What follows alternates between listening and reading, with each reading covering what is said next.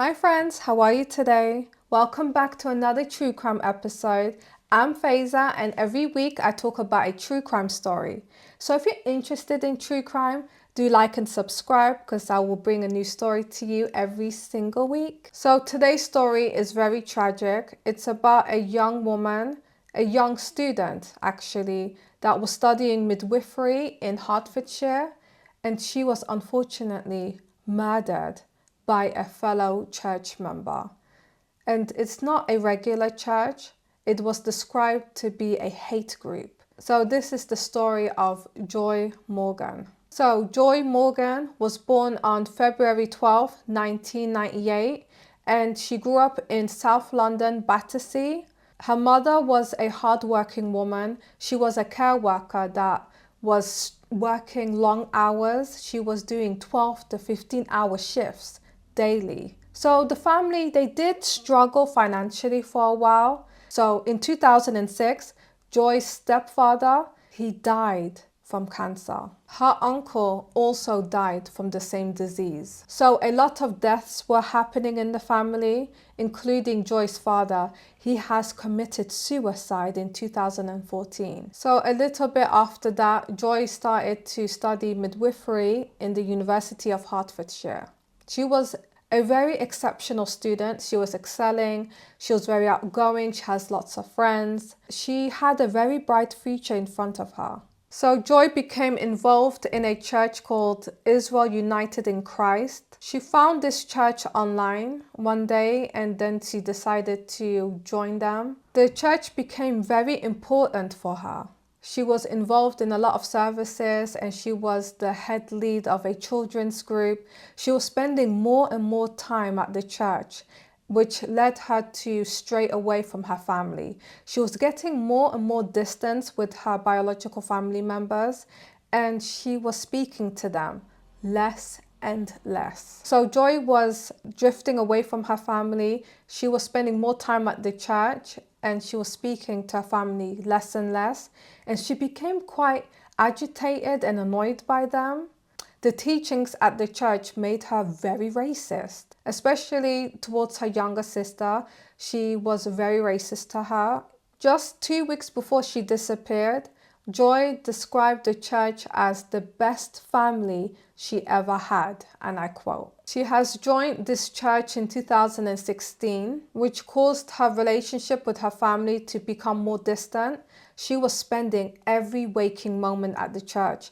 So she would go to uni, and straight after uni, she would attend the church, and she would be there in the mid-afternoon to late evening at times. So Joy was last seen on December 26, 2018, and her details were removed from the church's WhatsApp group. However, nobody at the church has reported her missing.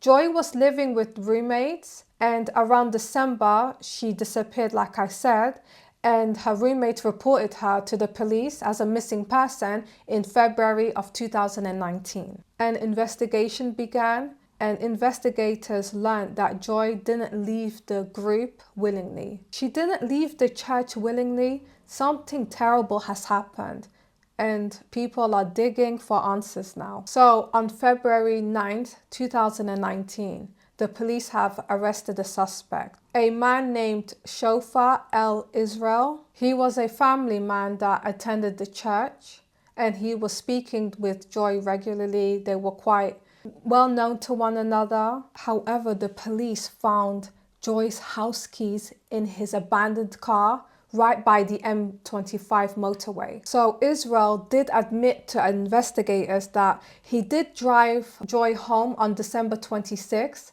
on the day she went missing, and he just spent 2 nights with her in his Crickerwood flat. And he knew that was against the church rules, because firstly, he is married with children, and secondly, he wasn't allowed to stay with another woman for 2 nights, and he was terrified that his little secret will come out. He was later charged with murder. So during the trial in 2019, it was shown that Joy had a good relationship with the church, and she viewed Israel as a father figure, someone that she looked up to for wisdom, advice, and someone that she could grow her faith with, you know? She was very committed to the church and everything. It was practically her whole personality. However, something sinister happened that night, and we don't know all the details. However, Joy's phone was found in Israel's car, and it was very much tampered with. It was clear as day that Israel was trying to hide something. He was trying to remove messages between the two. I'm not quite sure, but he took her house keys and her phone for some reason. Despite all the evidence against him, Israel chose to not tell anyone where Joy's body was. It took investigators many months to find her remains, and once they did, she was badly decomposed. However, many months later, Joy's body was found in Stevenage, and the autopsy revealed that she had blunt force trauma to the head. However, they couldn't determine exactly the cause of death due to the fact that her body was severely decomposed, and wildlife has meddled with her remains as well. This is something I would never understand. So the court was very frustrated with Israel's behavior and the lack of remorse he showed on the stand. So finally, Israel was found guilty and has to serve life with a minimum of 17 years. So the judge expressed frustration due to the fact that Israel refused to tell the court and the family where Joy's remains were. It took an extensive search team to find her remains so she could be given a proper burial, and the family to find some sort of peace. The family pleaded with Israel. Joy's mom said, "Please just tell me where my daughter is so I can bury her in peace." And he did not say a word. So let me read what the judge said regarding today's case. Judge Soul said, and I quote, "Only you know the circumstances of your terrible deed and why you did what you did. You are evidently an intelligent man and have said nothing beyond the lies and expectations which the jury has rejected." People weren't buying it, whatever Israel was saying, how he was defending himself.